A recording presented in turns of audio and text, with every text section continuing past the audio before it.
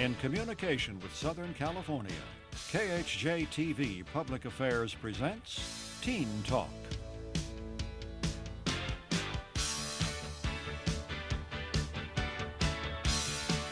There are more than 2 million legally blind and partially sighted people in the United States. Studies show there are many causes of blindness: brain tumors, a shock or trauma to the head, illness and disease, and malnutrition. Approximately 70% of all blind people are underemployed. Because so many of our popular and talented musical celebrities are blind, most of us have a very positive image of blindness. We feel that a blind person can do anything. After all, if Ray Charles, Stevie Wonder, Terry Gibbs, and Jose Feliciano can have all that success along with blindness, then so can anyone. Or is that true? I'm Joseph Feinstein, and today on Teen Talk we're going to meet and talk to a panel of teens, all of whom are partially or totally blind. Welcome, panel. Welcome to Teen Talk. Can you tell us how and when did you become blind? Melissa, start us off. I became blind at 10 years old. I became blind because of closure in my head. It was called ventricular stenosis. One of the ventricles in my head had closed, put pressure on my optic nerve, had started to sever the optic nerve, and that's basically what happened. And how old were you? 10 years old. 10 years old.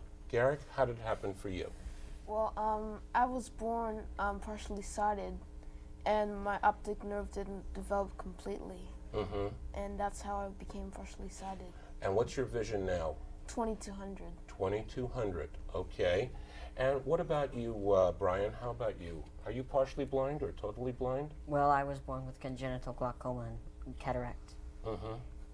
And basically with glaucoma, vision gets worse over time. Yeah. And has that been true for you?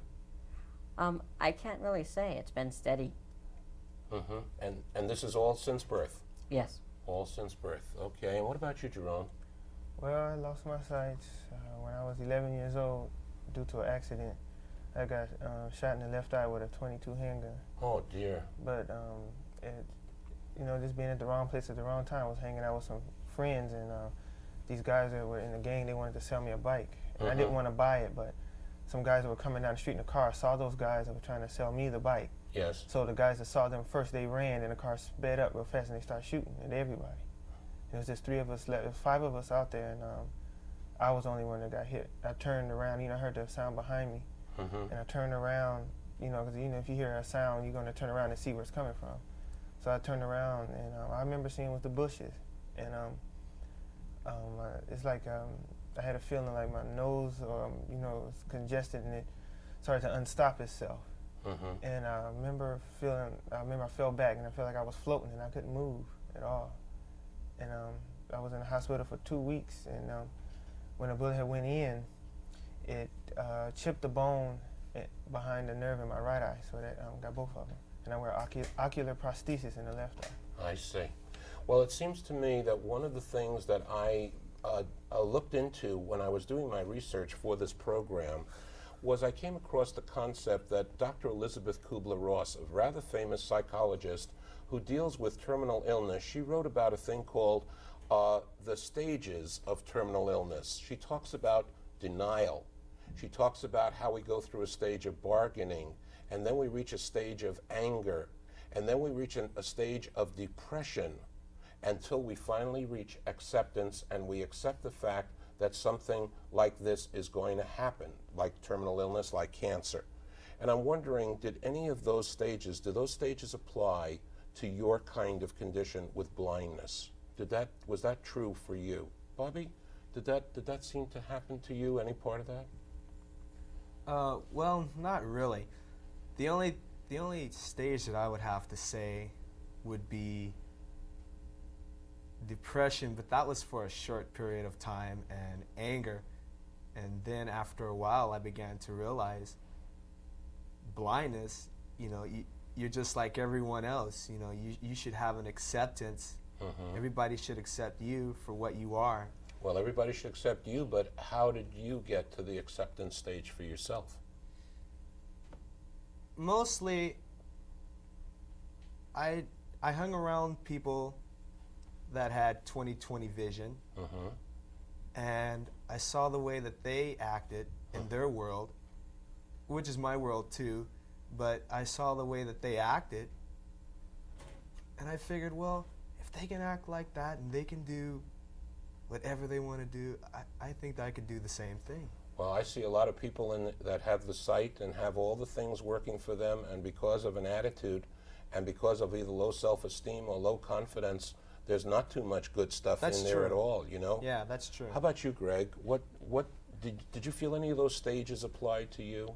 You know, when I was born, I was totally blind, and you know, my family was very worried and everything, and they took me to a church and they prayed that I can be able to see again. They wanted me to see, you know. So then, a couple of days later, you know, they took me to the hospital, and you know, the doctor, my mother and them was curious of if I can see or not because I was seeing things, you know, and the doctor said I can see, and it was, you know, joy for my family and stuff. It was a really big experience, you know, for.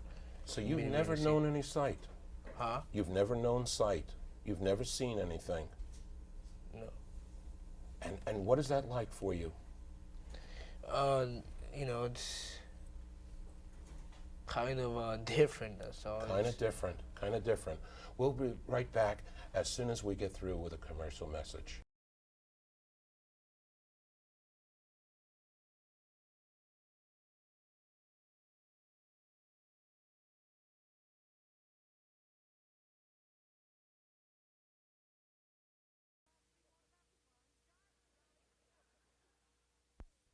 Cut number 2.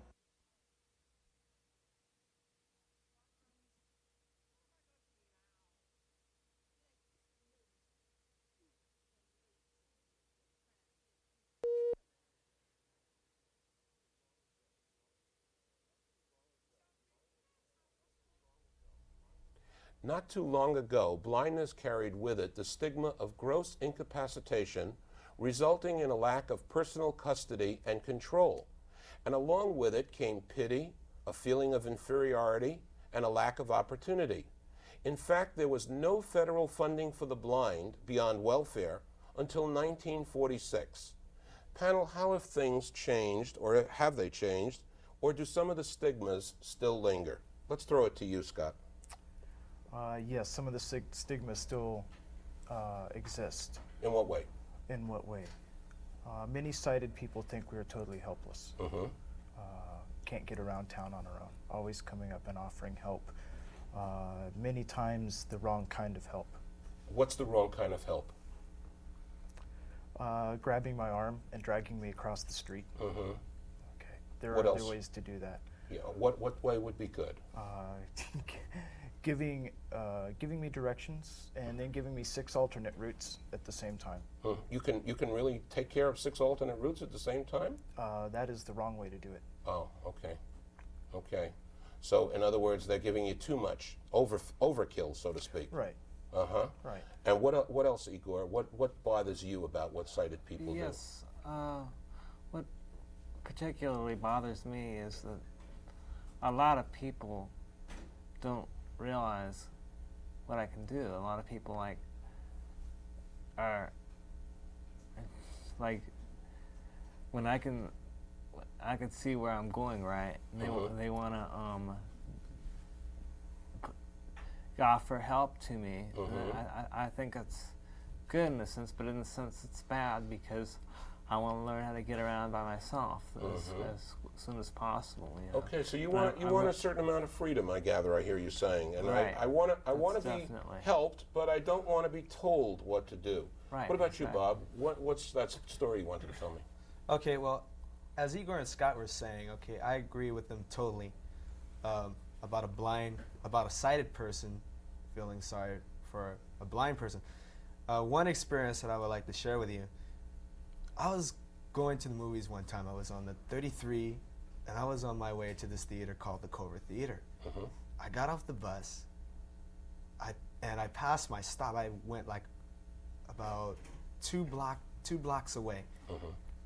This lady comes up to me. Her name was Rosa. I'll never forget it. She goes, You're the blind man. Can I help you? I said, yeah, I'm trying to find the Covert Theater on Venice and Hughes. And let me see. She was walking around. She was, come with me, hold my arm. She's grabbing my arm, and I'm all, okay. So I walk with her. And so that's okay. I get to Venice and Hughes, and she goes, you must be helpless. I said, what? She goes, you must be helpless. I said, no, I'm not helpless. In fact, I'm very independent. She goes, well, you needed my help, so obviously you must have been helpless. And then she just walked away, and I was just standing there. I was, Yeah. that was weird. That was weird. That was weird. Yeah, Yes, I hear you. Yeah. I hear you. Brian, are you upset with people when they do certain things what do they do that bothers you? Well, I'd like when I don't like people to come up and just grab my arm or start leading me around, or because if they get me confused, then I'm really in bad shape. Yeah, but other than that, I'm pretty flexible, and I don't mind, people tell me what, they're going to do. As long as I know a little bit ahead of time what they're going to do, then it's fine with me. They can do whatever they want. Do you get a lot of pity, gang? Is that a thing that happens a lot? Tanisha, do you get a lot of pity? Yes, I do. And how do you handle that?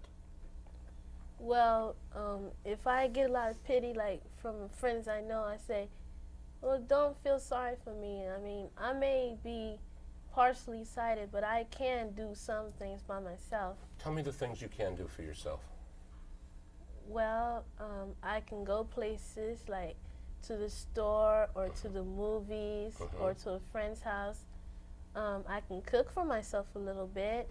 And what's your favorite dish? Lasagna. Lasagna.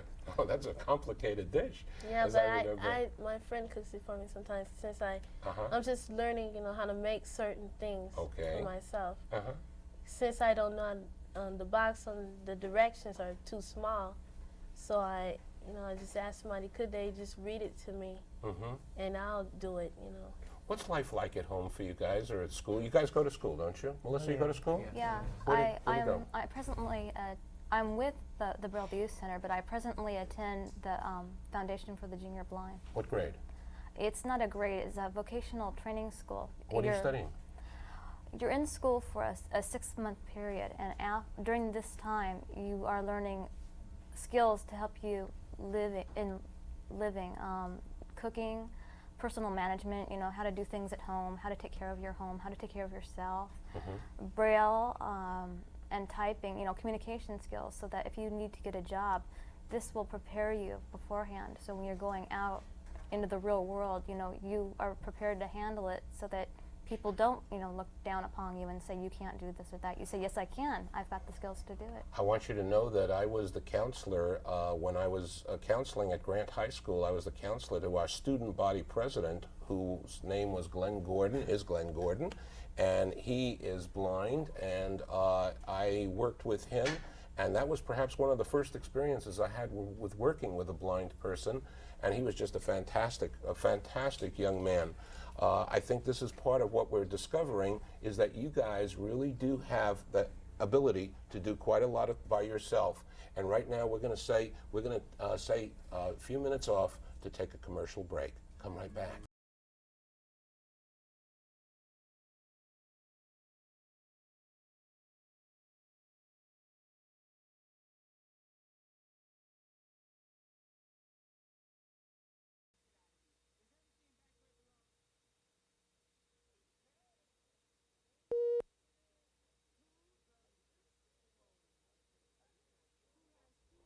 I recently came across an article dealing with blindness and dreams.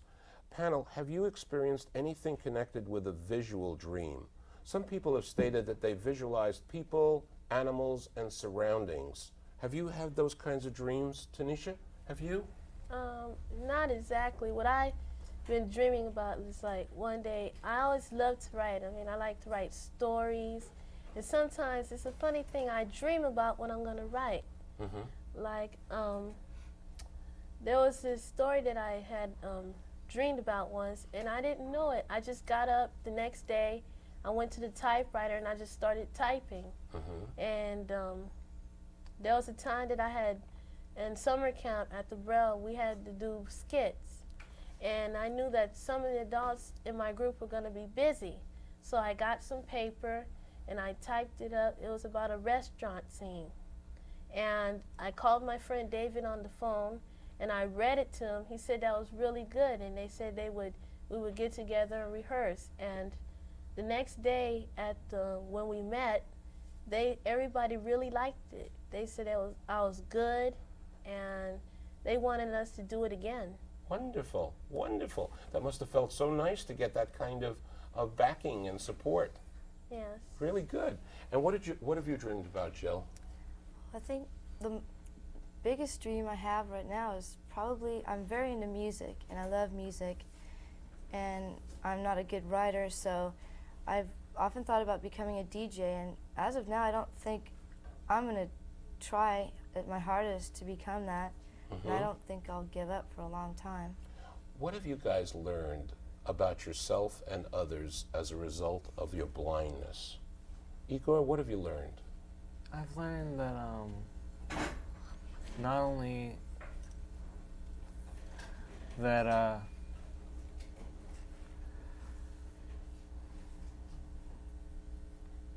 You're focusing in, huh? yeah. All right, when you get the thought, you tell me, you clue me, and I'll come back to you. What have you learned, Melissa? Could you repeat the question? What have you learned about yourself and others as a result of your blindness? I've learned how to be, I think, a little more tolerant of other people, see things from maybe the sighted person's point of view, because I've met people who perhaps have never been around blind people before, and you talk to them, and it's not so much that they're being ignorant, it's just they don't know.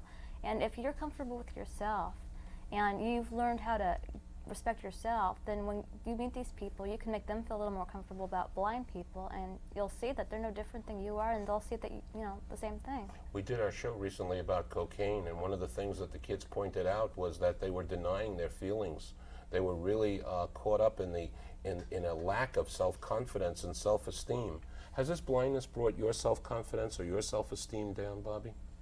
No, in fact, it's made it higher. When you're blind, it's like a challenge. You start something and you just know that you want to finish it. For example, let's say I'm on an obstacle course, and a lot of people say, well, Bobby, you're blind, you're not going to make that obstacle course. That'll just make my confidence even higher, because I'll say, well, this is even a bigger challenge. You figure the people that have 20/20 vision and that are out on the obstacle course, other people aren't going to just say, well, you're not going to make it, you're 20/20. So, you know, it's totally different. For me, it just boosts my morale. You got a great attitude, my boy. You got a great attitude. I love it. I love what you're saying, and I love the way you're saying it. That's the part of it. What about this whole thing about as one of your senses is diminished, do other senses seem to compensate and take place? Go ahead, Brian. I see you got that. You're ready to roll. I'd say that in a sense they do. Even if your other senses, say, are impaired, you can make use of what you have. As like tell me what's working for you. If you're sighted, if you cannot see, and your hearing is somewhat impaired too, you can take advantage of the hearing you do have and hear equal or better with that impaired hearing than other people with full hearing can. What's working in your behalf, do you think? Well, since I can see a little bit, I use that, and then I use my hearing and touch and everything. I take advantage of everything. You do take advantage of everything. Wow. I got a feeling you really do, too. If you guys had your own crystal ball and you could look into the future, what do you think your future is going to hold for you? What's the future? Jerome, what's the future going to hold for you? Well, I want to get into electronics, and now do small repair on radios, blenders, or anything that runs off electricity. I mess with it, no matter what it is. You mess with everything, yes, huh? Yes. If I can't get it to work, don't mess with me. If I can't get it to work, I'll take it apart, and I'll use the parts for other things, you know, like resalvage it. Wonderful. Tanisha, you're only 14 years old. What do you see in that crystal ball of yours that's going to make your future bright? Well, since I like music so much, I guess being a singer and a famous writer, and I could dance, probably be a dancer. You're going to be all that? Well, I'm trying to get I can into see you doing a certain. soft shoe while you're writing and composing a song and singing, yeah? Well, I used to be in a chorus for 7 years and everything, and sometimes I would tell my friends, say, that could be me. I could be a singer, and sometimes when my song comes on, I just get up there and sing with the radio, dance a little. Brian, what are you going to be when you grow up? Well, I'd like to get into personal computer programming because there's a lot of blind people out there who want to use computers, but there's a lot of software out there that is not available to blind people because it doesn't work with the adapted output devices that they're available. And so I'd like to be able to convert it. I think you guys are all going to be greatly successful.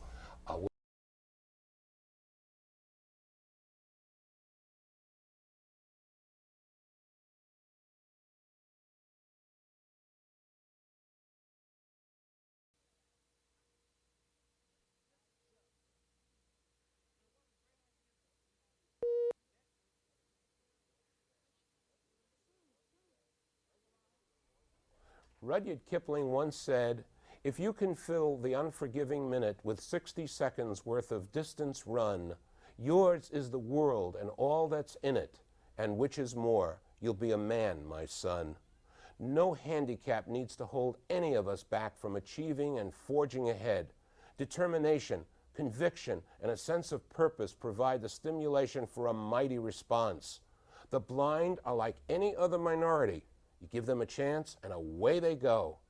For Teen Talk, this is Joseph Feinstein saying we will see you very soon.